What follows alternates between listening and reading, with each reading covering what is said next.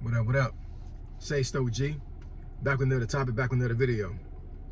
So you already see the title, so let's get into it. So admin notes, thanks again to all the subscribers that subscribe to my channel. I endeavor to keep pushing videos out, to give you leverage to better yourselves. So, it's true, man. It's absolutely true. It's absolutely true. But I'm gonna explain to you the reason why I say this, the reason why it's true, what I'm gonna do to mitigate this, and mainly how I got here. You know what I'm saying? Because I know a lot of folks, when they're broke, they don't know exactly how they got there, or they don't want to do the research on themselves to even figure out why they're there. You know what I'm saying? They just don't want to deal with money. A lot of folks are fearful of money. A lot of folks they fear paying bills. They fear, like making more money. You know what I'm saying? Money can put a lot of fear in people. Even when you're up and you actually are in a good financial position, there's still a lot of fear. You know what I'm saying?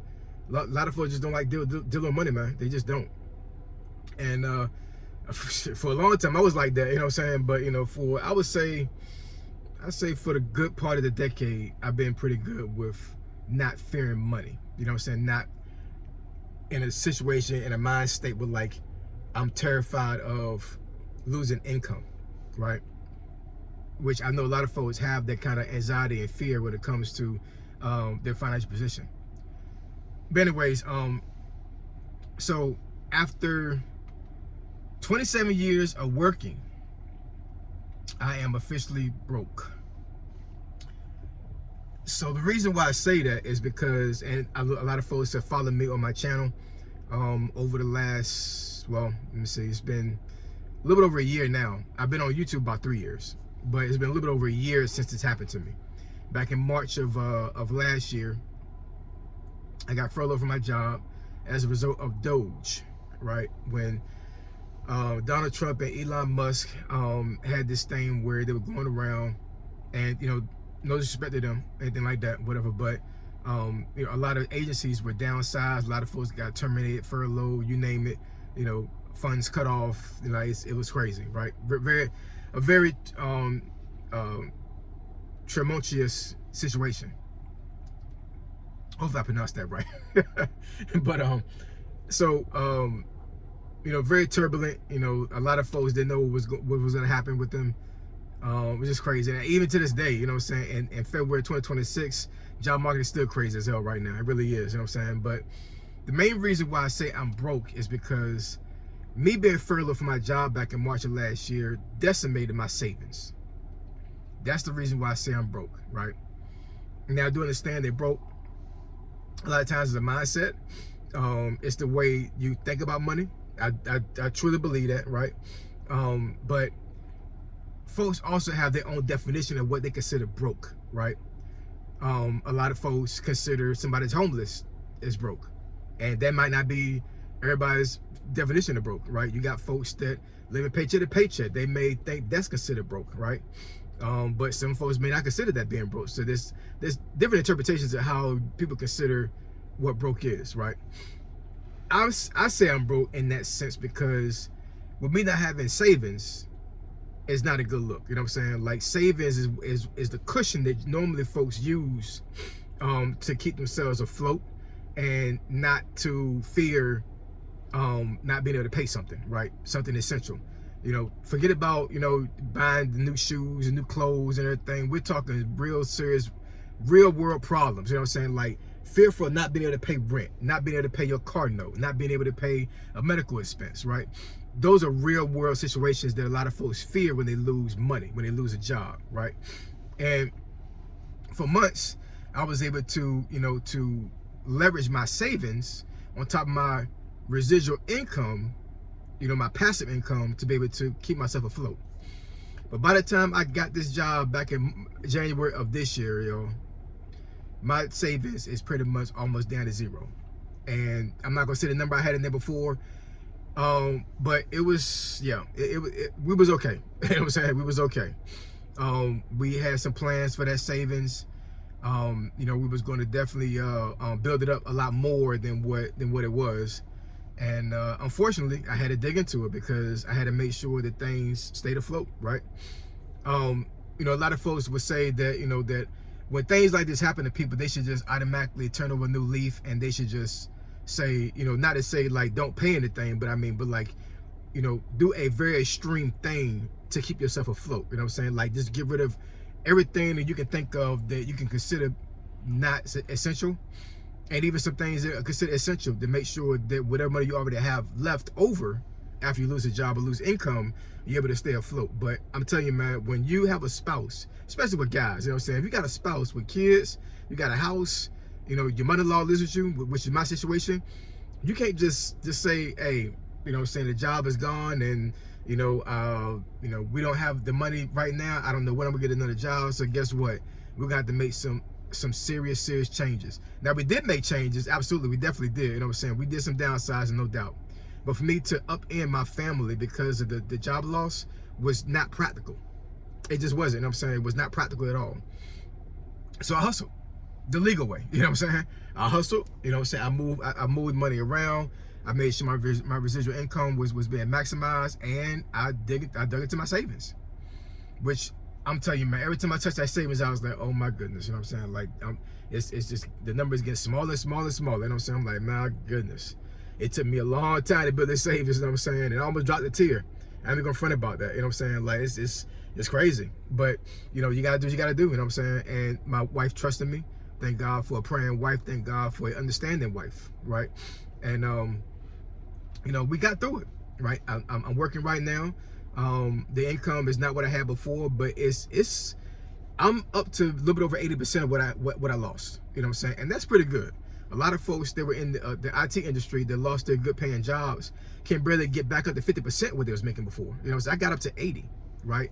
That's not including my residual income, my passive income that I have, that I still have coming in to this day. You know, so you know, we're not where we was at before, but I mean, but we're doing fine. We're good. But the 9 months that I was hustling, doing 1099 work, doing hustling work or whatever to keep ourselves afloat, on top of spending our savings, was, I'm telling you, man, this right here was messing with me. It was, man. You know what I'm saying? Because, you know, I believe in God. You know, I believe in divine intervention.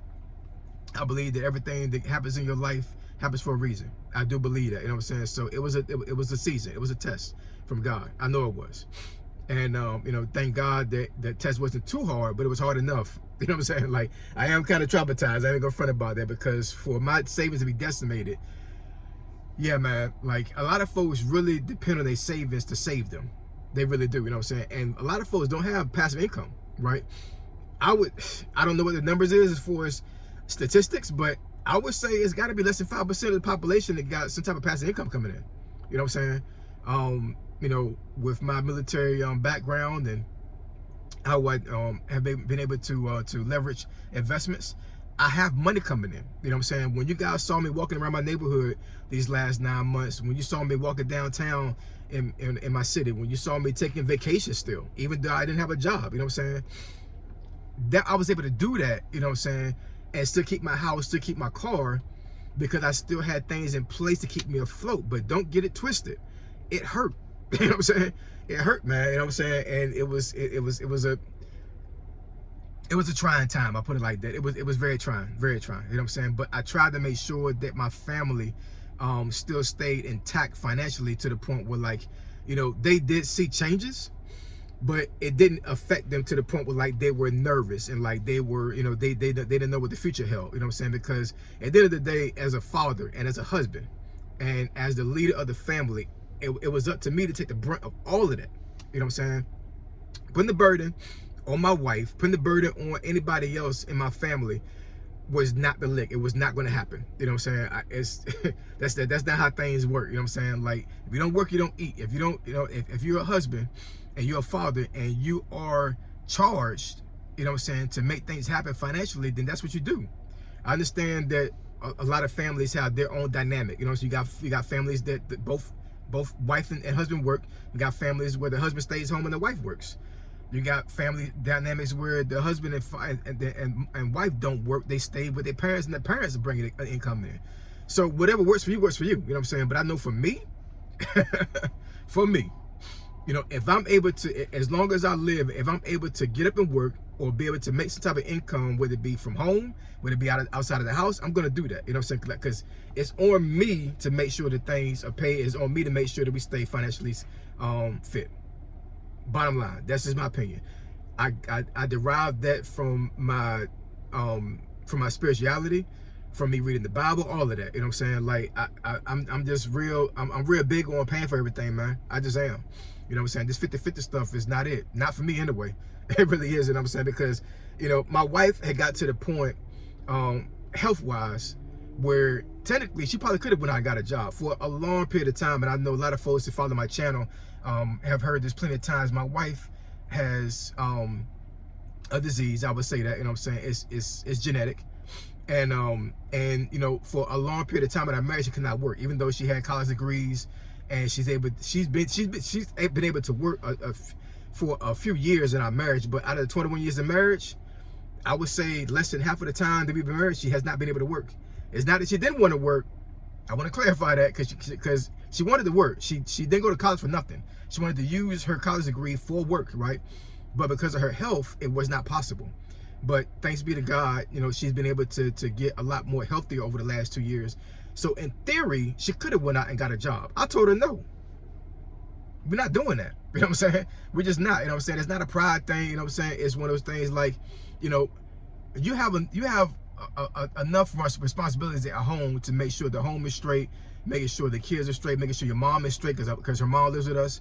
You know what I'm saying? Shout out to single moms. Shout out to wives that stay home, because I'm telling you, yeah, that's not an easy job, man. You know what I'm saying? I don't know if guys, you know, really understand that. You know what I'm saying? But if you're out right now, watch this video. When you go home, you need to give your wife a hug and give her a kiss and say thank you. You know what I'm saying? Because I'm telling you, it's not an easy job, man. It just isn't.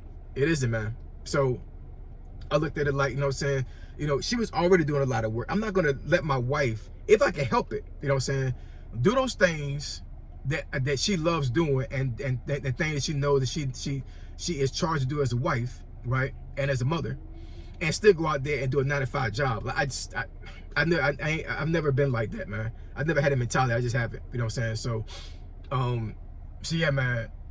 Yeah, I know. Like I said, being broke is a mentality, but my interpretation of being broke is not having savings.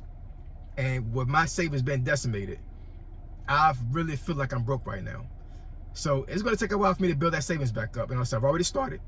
You know, so I got this job back in January. I'm like, yeah, man, I need to go ahead and start pouring some money into the savings. You know, so I'm still doing investments. I still got my passive income, man. Thanks be to God. But that savings account has to be built up back quickly. You know what I'm saying? For me to feel comfortable. It does, man. I need to have that savings back up, man. I have to. You know what I'm saying? So I got to do double the work to get that savings back up. So, yeah, man. Guard your mind when it comes to money, man. You know what I'm saying? Learn how money works, definitely, you know what I'm saying? But guard your mind. Don't panic when you lose a job. Don't panic when you lose income. You know what I'm saying? Put all your trust in God. Put all your trust in the Lord. And keep pushing. You know what I'm saying? When you take 1 foot forward, God has already got 2 steps in front of you. He does. You know what I'm saying? And he has kept me and my family the whole entire time that I didn't have a W-2 job. And like I said before in another video, this job I have right now fell in my lap. All those rejection letters that I had, all those times that I got ghosted on interviews,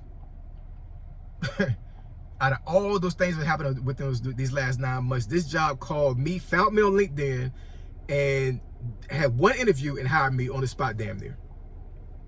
Look at God. My goodness. But yeah, man. So drop some comments, comment section below. Let me know what y'all think. Do y'all feel like when you don't have savings, you're broke? Or, you know, when you don't have, you know, passive income, do you feel broke? Tell me, what is your definition of being broke? All right. So I appreciate y'all. I love y'all. And I'll catch y'all next video. Say so, G. Signing out. I'm gone.